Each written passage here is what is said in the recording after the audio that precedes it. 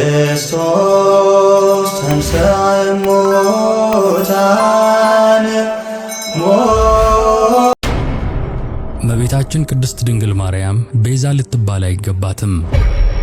ይህ የብዙዎችን ልብ የነካ የኦርቶዶክሳውያን ምዕመናንን ጆሮ የቆጠቆጠ ድፍረት የተሞላበት ክህደት በቅርቡ በብፁዕ አቡነ ገብርኤል የተባሉ ጳጳስ ፍኖተ ጽድቅ በተሰኘውና ከዚህ ቀደምም በአወዛጋቢ ጉዳዮች ስሙ በሚነሳው ቡድን መድረክ ላይ ቀርበው ለዘመናት በቤተ ክርስቲያኒቱ አስተምህሮ የከበረ ስፍራ ያላትን ወላዲተ አምላክን አስመልክቶ የተናገሩት ንግግር ከፍተኛ ማዕበል ቀስቅሷል።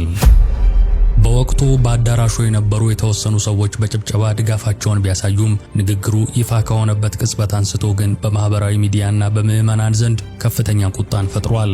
በተለይም በቤተ ክርስቲያኒቱ ጉዳዮች ላይ በሚያቀርቧቸው ጽሑፎች የሚታወቁት ዲያቆን ሄኖክ ኃይሌ በብዕራቸው ይህንን ንግግር ሆን ተብሎ የተፈጸመ ክህደት ሲሉ በጽኑ አውግዘዋል።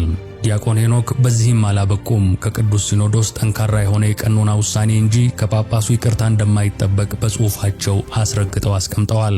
ታዲያ ይህ ንግግር ምን ይዘት አለው? ቤዛ የሚለው ቃል ያለው ነገር ሃይማኖታዊ ክብደትስ እስከምን ድረስ ነው? የዲያቆን ሄኖክ ኃይሌ ትንታኔስ ምን ይላል? ከጳጳሱ ንግግር በስተጀርባ ያለ እውነታስ ምንድነው? በዛሬው ዝግጅታችን የዲያቆን ሄኖክን ጽሑፍ እንደመነሻ ተጠቅመን የብፁዕ አቡነ ገብርኤልን አነጋጋሪ ንግግር ያስከተለውን መዘዝ በጥልቀት እንመረምራለን። አብራችሁን ቆዩ።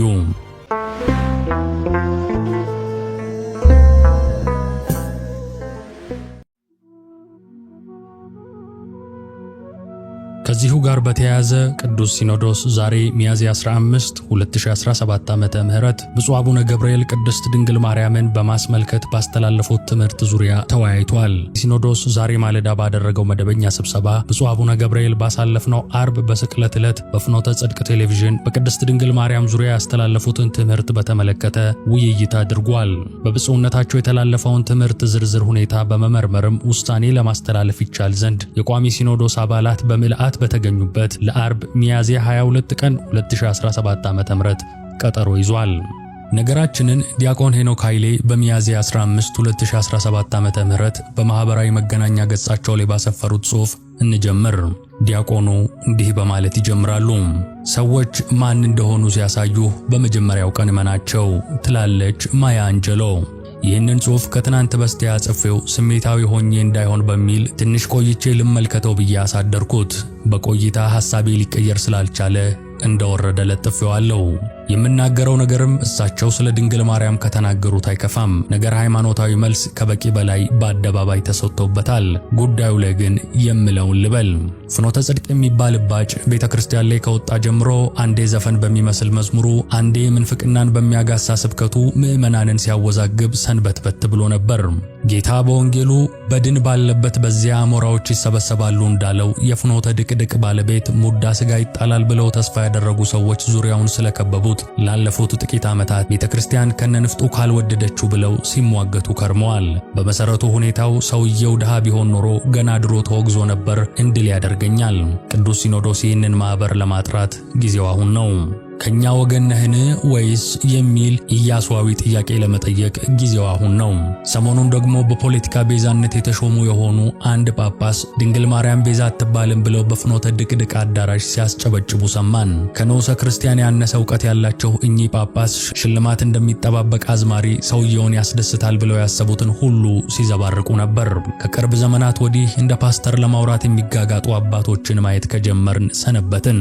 አይናቸውን አስሬ የሚጨፍኑ በግድ እየተጨነቁ ባለማውጣት የሚታገሉ ከአሁን አሁን በልሳን ለፈለፉ ብለን በስጋት የምናያቸው ምሁር ለመባል የቤተ ክርስቲያንን ነባር እሴቶች የሚያጥላሉ የቤተ ክርስቲያን ማዲያቶች ብቅ ብቅ ካሉ ሰነበቱ።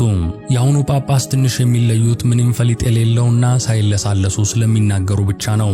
የሆነ ቪዲዮ ላይ ፌዝ አሎን የሚለውን የሉተር ትምህርት የኦርቶዶክስ ቆብ ደፍተው ሲሰብኩ ትንሽ እንኳን አላፈሩም። በኦርቶዶክስ ተዋሕዶ ቤተ ክርስቲያን ተሹመው ተሸልመው ክህደት እያስተማሩ መቀጠል እንደማይቻል ለማሳየት አንዴ ከጳጳሱ ምንም አይኮንም አይነት አመለካከትን ለማረም ቅዱስ ሲኖዶስ ይህንን እድል ሊጠቀም ይገባዋል።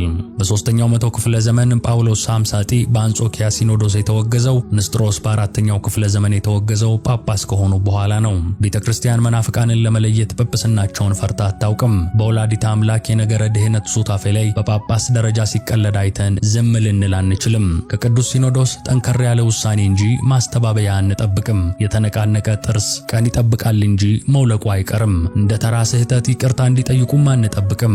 ያስተማሩት የታሰበበት ክህደት ነውና የተብራራ መልስ ከቀኖና ጋር እንጠብቃለን። የበራላቸው ለመባል የብርሃን እናትን ሊጋርዱ የሚጥሩ ሰዎች ማላገጫ ሆነን አንቀርም። ሙሴ ቤዛ በተባለበት መጽሐፍ ቅዱስ እያመኑ ድንግል ማርያም ቤዛ አትባልም ላሉት ጳጳስ ቅዱስ ሲኖዶስ ቤዛ ሲሆናቸው ማየት አንፈልግም። ጠንከር ያለ ቀኖናዊ እርምጃ እንጠብቃለን። ርጉመ ይኩን ዘይረግመኪ ወብሩክ ይኩን ዘይባርከኪ ነገራተ ክልኤ ኢየሩሳሌምኪ። ሚያዝያ 15 2017 ዓ.ም ዲያቆን ሄኖክ ኃይሌ ይላል ዲያቆኑ ያስነበቡት ጽሑፍ።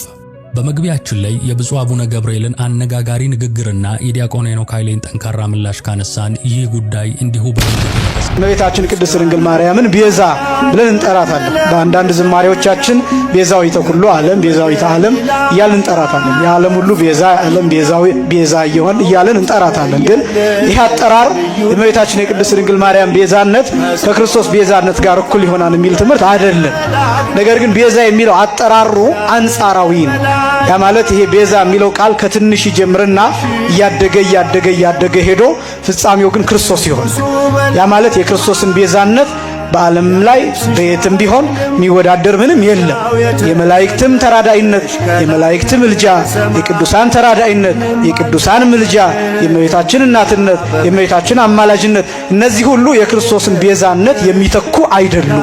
ይህን ነው በደንብ ማወቅ ያለባቸው። አሁን እመቤታችን ለምሳሌ ቤዛ ተብላ ስትጠራ እንደ መጠኗ እንደ አምላክ እናትነቷ አምላክን እንደወለደች ሴት ልክ እንደዛ በዛ ልክ ቤዛ ተብላ ትጠራለች። ቤዛዊት ተብላ ትጠራለች እንጂ እንደ ክርስቶስ ማለት አይደለም። እየሰማችሁ ነው። የእመቤታችን ቤዛነት ከክርስቶስ ቤዛነት ጋር እኩል ነው የሚል የቤተ ክርስቲያን ትምህርት የለም። ይህንን ማወቅ ያስፈልጋል። ታዲያ ለምንድን ነው እመቤታችንን ቤዛ ምንላት? እንዴት ነው ቢባል ቤዛ የምትባለው እመቤታችን ብቻ አይደለችም። ለምሳሌ በሊቃውንቱ አጠራር ጫማ ቤዛ ተብሎ ይጠራል። ጥላ ቤዛ ተብሎ ይጠራል። ቤት ጥላ ተብሎ ይጠራል። ቤዛ ተብሎ ይጠራል። ጥላ ዛፍ ቤዛ ተብሎ ይጠራል። ለምን ቤዛ የሚባለው ቢባል አንድ ሰው ጫማ አድርጎ ሲሄድ እሾህ ይወጋዋል። ግን የሚወጋው እግሩን ሳይሆን ጫማውን ነው። አሁን ይሄ ሰውዬ እሾሁ ሲወጋው ጫማው ባይኖር ኖሮ እሾሁ ምኑን ይወጋው ነበር? እግሩን ይወጋው ነበር። ስለዚህ ምኑ ተከላክሎለታል ማለት ነው? ጫማው ተከላክሎለታል። እና ይሄ ቤዛ ይባላል። ያ ማለት ስለ እግሩ ፋንታ ጫማው ተወግቷል። እንቅፋት ቢመታው ድንጋይ ቢመታው ድንጋዩ የእግሩን ጣት አያገኘው። ምክንያቱም ጠንካራ ጫማ አለ። ስለዚህ ጫማውን ነው የሚመታው። ስለዚህ ሰውየው አያመው እንዳያመው እሾህ እንዳይወጋው እንቅፋት እንዳይመታው ቃጠሎ የአስፋልቱ ቃጠሎ የመንገዱ ቃጠሎ እንዳያቃጥለው ጫማ ያደርጋል። ስለዚህ ያ ጫማ ለዘላለም አይደለም ለዘለቄታ አይደለም እንጂ ለጊዜው ግን ለእግሩ ቤዛ ነው። ስለዚህ ቤዛ የሚለው ይሄን ትርጉም ጭምር የያዘ ነው። ለምሳሌ ጥላ ትይዛላችሁ። ዝናብ ሊሆን ይችላል፣ ፀሐይ ሊሆን ይችላል። ሁለቱንም ለመከላከል ጥላ ትይዛላችሁ እናቶቻችን፣ እህቶቻችን። መጀመሪያ ጥላ የምትይዙበት ምክንያት የፀሐዩ ዋዕይ ጥላው ላይ ያርፋን። ጥላው ለእናንተ የፀሐዩን ዋዕይ ወይም ቃጠሎ ይከላከልላችኋል። ስለዚህ በዚያች ሰዓት በዚያች ቅጽበት ጥላው ቤዛ ተብሎ ይጠራል። ቤት ውስጥ ሆነን ከብርድ እናርፍበታለን፣ ከዋዕይ ከቃጠሎ እናርፍበታለን። በዚህ ምክንያት ቤዛ። እግዚአብሔር ከማን ይወለድ ነው? ሁላችንም እንደምናውቀው ትልቅ ሰው ሲመጣ ትልቅ ቤት ያስፈልጋል። ክቡር ሰው ሲመጣ ክቡር ቤት ያስፈልጋል። ንጹህ እንግዳ ሲመጣ ንጹህ ቤት ያስፈልጋል። ስለዚህ የሔዋን ዓይን ለአዳም ተስፋ አይሆነውም። የሔዋን እጅ ለአዳም ተስፋ አይሆነውም። የሔዋን ማኅፀን ለአዳም ተስፋ አይሆነውም።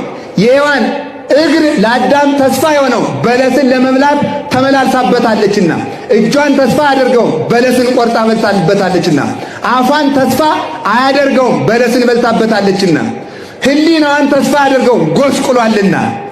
ማንን ተስፋ ያድርግ ሲባል ቅድስት ድንግል ማርያም እግሯ የተቀደሰ ዓይኗ የተቀደሰ ጽሪት ኩለንታኪ ሰናይት ይላታል ሰሎሞን። ሁለንተናሽ ያማረ ይላታል። ሰው በቃ ኃጢአት እንኳን ባይሰራ ቢያንስ በተግባር ቢያንስ በመናገር በሕሊናው የማይሰራ ግን የለም። የኃጢአት ደረጃ እንኳን እንደው 3 ደረጃ አለው ነው የሚሉት አባቶቻችን። ነቃልዮ አለ፣ ቁርጣልዮ አለ፣ ትንታ አለ። ትንታ የሚባለው ለምሳሌ እገሌን ልግደለው ይላል አንድ ሰው። በስመ አብ ወወልድ ወመንፈስ ቅዱስ ብሎ ሲያስወጣው ትንታ ይባላል። ወዲያው ሲያስወጣው ማለት ነው። ባደርገው ይሄ መከራ ይደርስብኛል፣ ብትወው ችግር አለብህ ብሎ ኃጢአቱን ሲተነትነው ኃጢአቱ ዕድሜ ያገኛልና ነቃ ሐሌዮ ይባላል። ቁርጥ ሐሌዮ የሚባለው ደግሞ ኃጢአቱን ለመስራት ወስኖ ጨርሶ ኃጢአቱን ሲሰራው ነው። ድንግል ማርያም ግን ትንታው እንኳን የሌለባት ንጽሕት አዳራሽ ናት።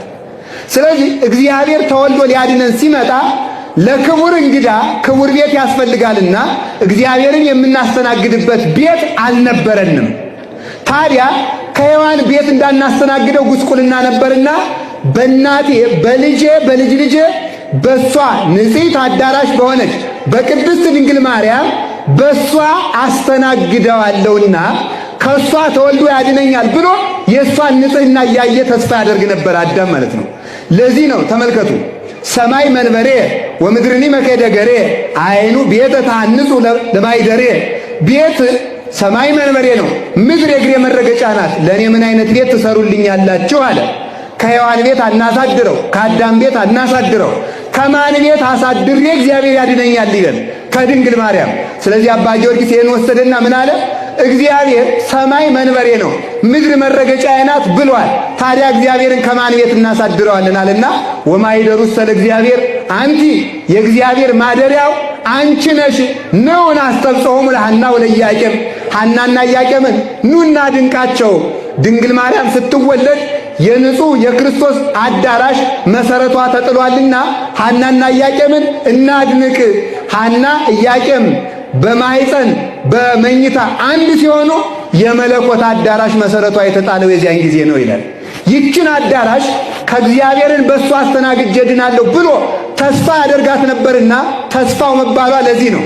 ስለዚህ ምን አለ ተመልከቱ፣ በፈቃዳቡ ወረደ ሀበ ማርያም ታንገደ በድንግልና ንጹሕ እግዚአብሔር ተወልደ ይላል ቅዱስ ዲዮስቆሮስ።